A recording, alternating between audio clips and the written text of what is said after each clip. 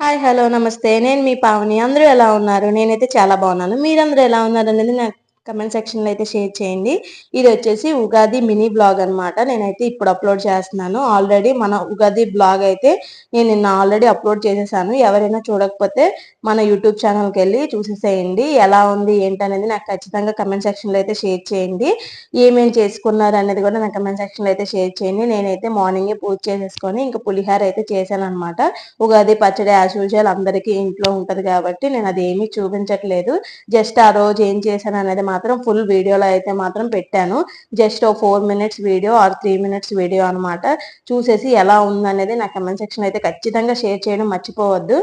నేనైతే పులిహోర చేసేసి ఇంకా ఈవినింగ్ అయితే మేము బయటికి వెళ్ళాం అనమాట. ఫుల్ వీడియో మన యూట్యూబ్ ఛానల్ ఉందని చెప్పాను కదా, చూసేయండి.